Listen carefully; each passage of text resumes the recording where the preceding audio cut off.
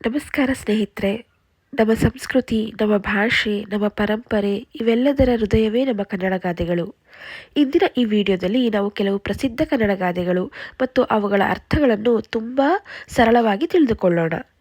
ಒಂದು ಸಣ್ಣ ಗಾದೆ, ಆದರೆ ಅದರಲ್ಲಿ ತುಂಬ ದೊಡ್ಡ ಜೀವನ ಪಾಠ ಅಡಗಿದೆ. ಹಿರಿಯರು ಹೇಳಿದ ಗಾದೆಗಳು ನಮ್ಮ ಜೀವನದ ಅನುಭವಗಳಿಂದ ಬಂದ ಜ್ಞಾನರತ್ನಗಳು. ಹಾಗಾದರೆ ಇವತ್ತು ನಾವು ತಿಳಿಯಲಿರುವ ಗಾದೆಗಳು ಯಾವುವು? ಅವುಗಳ ನಿಜವಾದ ಅರ್ಥ ಏನು? ನಮ್ಮ ದಿನನಿತ್ಯದ ಜೀವನದಲ್ಲಿ ಅವನ್ನು ಹೇಗೆ ಬಳಸಬಹುದು?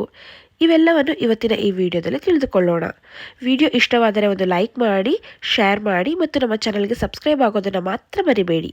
ಹಾಗಿದ್ರೆ ಬನ್ನಿ ಶುರು ಮಾಡೋಣ ಇಂದಿನ ವಿಡಿಯೋ. ಕನ್ನಡ ಗಾದೆಗಳು ಮತ್ತು ಅದರ ಅರ್ಥ, ಭಾಗ 12. ಗಾದೆ ಮಾತು 1. ಗಂಡ ಹೆಂಡಿರ ಜಗಳದಲ್ಲಿ ಕೂಸು ಬಡವಾಯಿತು ಎನ್ನುವ ಗಾದೆ ಮಾತಿನ ಅರ್ಥ ಮತ್ತು ವಿವರಣೆ ಏನಪ್ಪ ಅಂತ ಅಂದರೆ, ಮನೆಯಲ್ಲಿ ಹಿರಿಯರು ಅಥವಾ ಜವಾಬ್ದಾರಿಯುತ ವ್ಯಕ್ತಿಗಳು ತಮ್ಮಲ್ಲೇ ಜಗಳವಾಡುತ್ತಿದ್ದರೆ ಅದರ ನೇರ ಪರಿಣಾಮ ಅನಾಥ ಅಥವಾ ಅಸಹಾಯಕ ಮಗುವಿನ ಮೇಲೆ ಆಗುತ್ತದೆ ಎಂಬುದು ಈ ಗಾದೆಯ ಆಂತರ್ಯ. ಗಂಡ ಹೆಂಡತಿ ಜಗಳವಾಡುತ್ತಿರುವಾಗ ಮಗುವಿಗೆ ಯಾರು ಸರಿಯಾಗಿ ಊಟ ಹಾಕುವುದಿಲ್ಲ ಅಥವಾ ಪ್ರೀತಿಯಿಂದ ಗಮನಿಸುವುದಿಲ್ಲ. ಇದರಿಂದ ಮಗು ಹಸಿವಿನಿಂದ ಅಥವಾ ನಿರ್ಲಕ್ಷ್ಯದಿಂದ ಸೊರಗುತ್ತದೆ. ಹಿರಿಯರ ಅಹಂಕಾರ ಅಥವಾ ಭಿನ್ನಾಭಿಪ್ರಾಯದ ನಡುವೆ ಸಣ್ಣವರು ಬಲಿಯಾಗುತ್ತಾರೆ. ಜಗಳವಾಡುವವರು ತಮ್ಮ ಕೋಪದಲ್ಲಿ ತಮಗೆ ಅತ್ಯಂತ ಪ್ರಿಯವಾದವರ ಹಿತವನ್ನೇ ಮರೆತು ಬಿಡುತ್ತಾರೆ. ಈ ಗಾದೆಯು ಜವಾಬ್ದಾರಿಯುತ ಸ್ಥಾನದಲ್ಲಿರುವವರು ಸಂಯಮದಿಂದ ಇರಬೇಕು, ಇಲ್ಲದಿದ್ದರೆ ಅವರನ್ನೇ ನಂಬಿಕೊಂಡಿರುವ ಆಶ್ರಿತರು ಕಷ್ಟ ಅನುಭವಿಸಬೇಕಾಗುತ್ತದೆ ಎಂದು ಎಚ್ಚರಿಸುತ್ತದೆ. ಸಂಕ್ಷಿಪ್ತವಾಗಿ ಹೇಳುವುದಾದರೆ, ದೊಡ್ಡವರ ಜಗಳ ಸಣ್ಣವರ ಪಾಲಿಗೆ ಸಂಕಷ್ಟ ತರುತ್ತದೆ ಎಂಬುದು ಈ ಗಾದೆಯ ಸಾರಾಂಶ. ಗಾದೆ ಮಾತು 2. ವೇದ ಸುಳ್ಳಾದರೂ ಗಾದೆ ಸುಳ್ಳಾಗದು. ಈ ಗಾದೆ ಮಾತಿನ ಅರ್ಥ ಮತ್ತು ವಿವರಣೆ ಏನಪ್ಪಾ ಅಂತ ಅಂದರೆ, ವೇದಗಳನ್ನು ಪಂಡಿತರು ಮತ್ತು ಜ್ಞಾನಿಗಳು ರಚಿಸಿದ್ದಾರೆ, ಆದರೆ ಗಾದೆಗಳು ಜನಸಾಮಾನ್ಯರ ದೈನಂದಿನ ಜೀವನದ ಅನುಭವದ ಸಾರದಿಂದ ಹುಟ್ಟಿಕೊಂಡಿವೆ. ಜೀವನದ ಕಠಿಣ ವಾಸ್ತವಗಳು ಮತ್ತು ಸತ್ಯಗಳನ್ನು ಗಾದೆಗಳು ಅತ್ಯಂತ ಸರಳವಾಗಿ ಪ್ರತಿಬಿಂಬಿಸುತ್ತದೆ. ಇವು ಪ್ರಾಯೋಗಿಕ ಜಗತ್ತಿನಲ್ಲಿ 100ಕ್ಕೂ 100ರಷ್ಟು ನಿಜವಾಗಿರುತ್ತದೆ. ಹಿಂದೂ ಸಂಸ್ಕೃತಿಯಲ್ಲಿ ಅತಿ ಪವಿತ್ರವಾದ ವೇದಗಳಿಗಿಂತಲೂ ಗಾದೆಗಳು ಹೆಚ್ಚು ಜನಪ್ರಿಯವಾಗಿವೆ, ಏಕೆಂದರೆ ಅವು ನೇರವಾಗಿ ಜನರ ಬಾಳಿಗೆ ಮಾರ್ಗದರ್ಶನವನ್ನು ನೀಡುತ್ತದೆ. ಸಂಕ್ಷಿಪ್ತವಾಗಿ ಹೇಳಬೇಕೆಂದರೆ, ಗಾದೆಗಳು ಆಕಾರದಲ್ಲಿ ವಾಮನನಾದರೂ ಅರ್ಥದಲ್ಲಿ ತ್ರಿವಿಕ್ರಮನಂತೆ ಎನ್ನಲಾಗುತ್ತದೆ. ಅಂದರೆ ಇವು ನೋಡಲು ಚಿಕ್ಕದಾಗಿದ್ದರೂ ಅತ್ಯಂತ ಆಳವಾದ ಅರ್ಥವನ್ನು ಒಳಗೊಂಡಿರುತ್ತವೆ. ಒಟ್ಟಾರೆ ಹೇಳುವುದಾದರೆ, ಜೀವನದಲ್ಲಿ ಜನರು ತಮ್ಮ ಕಣ್ಣಾರೆ ಕಂಡು ಅನುಭವಿಸಿದ ಸತ್ಯವು ಎಂದಿಗೂ ಬದಲಾಗುವುದಿಲ್ಲ ಅಥವಾ ಸುಳ್ಳಾಗುವುದಿಲ್ಲ ಎಂಬುದೇ ಇದರ ತಾತ್ಪರ್ಯ. ಗಾದೆ ಮಾತು 3. ಕಾದಿದ್ದವನ ಹೆಂಡತಿಯನ್ನು ಕಳ್ಳ ಹೊತ್ಕೊಂಡು ಹೋದ ಎಂಬ ಗಾದೆಯ ವಿವರಣೆ ಏನಪ್ಪಾ ಅಂತ ಅಂದರೆ, ಈ ಗಾದೆಯು ಮುಖ್ಯವಾಗಿ ಸಮಯ ಪ್ರಜ್ಞೆ, ತ್ವರಿತ ನಿರ್ಧಾರ ಮತ್ತು ಆಲಸ್ಯದ ಪರಿಣಾಮವನ್ನು ಎತ್ತಿ ತೋರಿಸುತ್ತದೆ. ಯಾವುದೇ ಕೆಲಸವನ್ನು ಮಾಡಬೇಕಾದ ಸರಿಯಾದ ಸಮಯದಲ್ಲಿ ಮಾಡದೆ ಕೇವಲ ನೋಡೋಣ ಮಾಡೋಣ ಎಂದು ಕಾಯುತ್ತಾ ಕುಳಿತರೆ ಸಿಗಬೇಕಾದ ಅವಕಾಶ ಕೈ ತಪ್ಪಿ ಹೋಗುತ್ತದೆ. ನಮಗೆ ಬರಬೇಕಾದ ಲಾಭ ಅಥವಾ ವಸ್ತುವಿನ ಬಗ್ಗೆ ನಾವು ನಿರ್ಲಕ್ಷ್ಯ ವಹಿಸಿದರೆ ಅಥವಾ ಅತಿಯಾಗಿ ಕಾಯುತ್ತಾ ಕುಳಿತರೆ ಚಾಣಾಕ್ಷರು ಅಥವಾ ಅವಕಾಶವಾದಿಗಳು, ಇಲ್ಲಿ ಕಳ್ಳ ಎಂಬುದ ಪದದ ಸಂಕೇತ, ಚಾಣಾಕ್ಷರು ಅಥವಾ ಅವಕಾಶವಾದಿಗಳು ಪಡೆದುಕೊಂಡು ಹೋಗುತ್ತಾರೆ. ಎಲ್ಲವೂ ಕೈಮೀರಿ ಹೋದ ಮೇಲೆ ಚಿಂತಿಸುವುದರಿಂದ ಯಾವುದೇ ಪ್ರಯೋಜನವಿಲ್ಲ, ಇದು ಮಿಂಚಿ ಹೋದ ಮೇಲೆ ಚಿಂತಿಸ ಫಲವೇನು ಎಂಬ ಗಾದೆಯಂತೆಯೇ ಧ್ವನಿಸುತ್ತದೆ. ನಮ್ಮ ಜೀವನದಲ್ಲಿ ನಮಗೆ ಸಿಗುವ ಅವಕಾಶಗಳನ್ನು ಕೂಡಲೇ ಬಳಸಿಕೊಳ್ಳಬೇಕು. ಅತಿಯಾದ ವಿಳಂಬ ಅಥವಾ ಸೋಮಾರಿತನವು ನಮಗೆ ದಕ್ಕಬೇಕಾದ ಫಲವನ್ನು ಪರರ ಪಾಲಾಗುವಂತೆ ಮಾಡುತ್ತದೆ.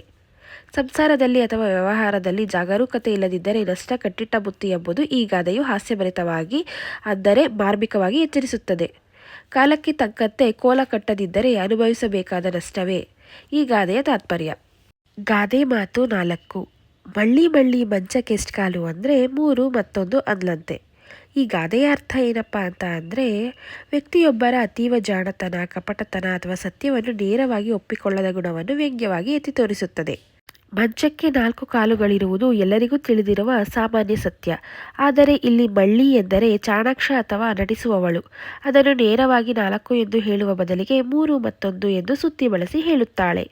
ತನಗೇನು ತಿಳಿಯದಂತೆ ನಟಿಸುವ ವ್ಯಕ್ತಿಗಳು ತಪ್ಪು ಮಾಡಿದಾಗ ಅಥವಾ ಸಿಕ್ಕಿಬಿದ್ದಾಗ ತಮ್ಮ ಜಾಣತನದಿಂದ ತಪ್ಪಿಸಿಕೊಳ್ಳಲು ಇಂತಹ ಗೂಢವಾದ ಅಥವಾ ಅಡ್ಡದಾರಿಯ ಉತ್ತರಗಳನ್ನು ನೀಡುತ್ತಾರೆ. ಸಮಾಜದಲ್ಲಿ ಕೆಲವರು ತಾವು ತುಂಬ ಬುದ್ಧಿವಂತರು ಎಂದು ತೋರಿಸಿಕೊಳ್ಳಲು ಅಥವಾ ವಿಷಯವನ್ನು ದಿಕ್ಕು ತಪ್ಪಿಸಲು ಸರಳವಾದ ವಿಷಯವನ್ನು ಕೂಡ ಸಂಕೀರ್ಣಗೊಳಿಸುತ್ತಾರೆ.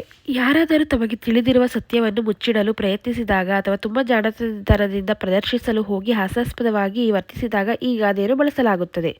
ಇದು ಗೊತ್ತಿದ್ದು ಗೊತ್ತಿಲ್ಲದಂತೆ ನಟಿಸುವ ಪ್ರವೃತ್ತಿಗೆ ಕನ್ನಡಿ ಹಿಡಿಯುತ್ತದೆ. ಗಾದೆ ಮಾತು 5. ಕೈಗೆ ಬಂದ ತುತ್ತು ಬಾಯಿಗೆ ಬರಲಿಲ್ಲ. ಈ ಗಾದೆಯ ಅರ್ಥ ಮತ್ತು ವಿವರಣೆ ಏನಪ್ಪಾ ಅಂತ ಅಂದರೆ, ನಿರೀಕ್ಷಿತ ಫಲ ಸಿಗುವ ಕೊನೆಯ ಕ್ಷಣದಲ್ಲಿ ಕೈತಪ್ಪಿ ಹೋಗುವ ಸನ್ನಿವೇಶವನ್ನು ವಿವರಿಸುತ್ತದೆ. ಊಟದ ತುತ್ತನ್ನು ಕೈಯಲ್ಲಿ ಹಿಡಿದಿದ್ದರೂ ಅದನ್ನು ಬಾಯಿಗೆ ಹಾಕಿಕೊಳ್ಳುವ ಮೊದಲೇ ಅದು ಬಿದ್ದು ಹೋದರೆ ಎಷ್ಟು ನಿರಾಸೆಯಾಗುತ್ತದೆಯೋ, ಹಾಗೆಯೇ ಕಷ್ಟಪಟ್ಟು ಸಾಧಿಸಿದ ಕೆಲಸ ಅಂತಿಮ ಹಂತದಲ್ಲಿ ಕೈ ತಪ್ಪಿದಾಗ ಇಷ್ಟೇ ನೋವಾಗುತ್ತದೆ. ಜೀವನದಲ್ಲಿ ಎಲ್ಲವೂ ಅಂದುಕೊಂಡಂತೆ ನಡೆಯುವುದಿಲ್ಲ. ಗೆಲುವು ನಮ್ಮ ಕೈಯಲ್ಲೇ ಇದೆ ಎಂದು ನಂಬಿದ ಕ್ಷಣದಲ್ಲಿಯೇ ಸೋಲು ಸಂಭವಿಸಬಹುದು ಎಂಬುದನ್ನು ಇದು ಎತ್ತಿ ತೋರಿಸುತ್ತಿದೆ. ಕೆಲವೊಮ್ಮೆ ಎಲ್ಲ ಸಿದ್ಧತೆಗಳಿದ್ದರೂ ವಿಧಿಯಾಟ ಅಥವಾ ಅನಿರೀಕ್ಷಿತ ಅಡೆತಡೆಗಳಿಂದ ನಮಗೆ ಸಿಗಬೇಕಾದ ಲಾಭ ಸಿಗದೇ ಹೋಗಬಹುದು. ಉದಾಹರಣೆಗೆ, ಒಬ್ಬ ವಿದ್ಯಾರ್ಥಿ ಪರೀಕ್ಷೆಯಲ್ಲಿ ತುಂಬ ಚೆನ್ನಾಗಿ ಬರೆದು ಫಲಿತಾಂಶ ಬರುವ ಮೊದಲೇ ಯಾವುದೋ ತಾಂತ್ರಿಕ ಕಾರಣದಿಂದ ಅನುತ್ತೀರ್ಣನಾದರೆ, ಅಥವಾ ಒಬ್ಬ ವ್ಯಕ್ತಿ ಉದ್ಯೋಗದ ಪತ್ರ ಸಿಗುವ ಕೊನೆಯ ಹಂತದಲ್ಲಿ ಕೆಲಸ ಕಳೆದುಕೊಂಡರೆ ಈ ಗಾದೆಯನ್ನು ಬಳಸಲಾಗುತ್ತದೆ. ಸಂಕ್ಷಿಪ್ತವಾಗಿ ಹೇಳಬೇಕೆಂದರೆ, ಯಶಸ್ಸಿನ ಸನಿಹಕ್ಕೆ ಬಂದರೂ ಸಹ ಅನಿರೀಕ್ಷಿತವಾಗಿಯೂ ಅದನ್ನು ಕಳೆದುಕೊಳ್ಳುವ ದುರಂತವನ್ನು ಈ ಮಾತು ಮಾರ್ಮಿಕವಾಗಿ ಹೇಳುತ್ತದೆ. ಇವತ್ತಿನ ಈ ವಿಡಿಯೋದಲ್ಲಿ ನಾವು ಕೆಲ ಸುಂದರವಾದ ಕನ್ನಡ ಗಾದೆಗಳು ಮತ್ತು ಅವುಗಳ ಅರ್ಥವನ್ನು ತಿಳಿದುಕೊಂಡೆವು. ನಮ್ಮ ಪೂರ್ವಜರ ಜ್ಞಾನ, ಜೀವನದ ಪಾಠಗಳು ಮತ್ತು ಅನುಭವಗಳನ್ನೆಲ್ಲ ಈ ಗಾದೆಯಲ್ಲಿ ಒಳಗೊಂಡಿವೆ. ನಿಮಗೆ ಈ ಗಾದೆಗಳಲ್ಲಿ ಯಾವುದು ಹೆಚ್ಚು ಇಷ್ಟ ಆಯಿತು ಕಮೆಂಟ್ನಲ್ಲಿ ತಪ್ಪದೆ ತಿಳಿಸಿ. ಇಂತಹ ಇನ್ನಷ್ಟು ಕನ್ನಡ ಗಾದೆಗಳು, ಅದರ ಅರ್ಥಗಳನ್ನು ಮತ್ತು ಉಪಯುಕ್ತ ಮಾಹಿತಿಗಳಿಗಾಗಿ ನಮ್ಮ ಚಾನಲ್ನ ಸಬ್ಸ್ಕ್ರೈಬ್ ಮಾಡಿ ಮತ್ತು ವಿಡಿಯೋವನ್ನು ಲೈಕ್ ಮತ್ತು ಶೇರ್ ಮಾಡಿ.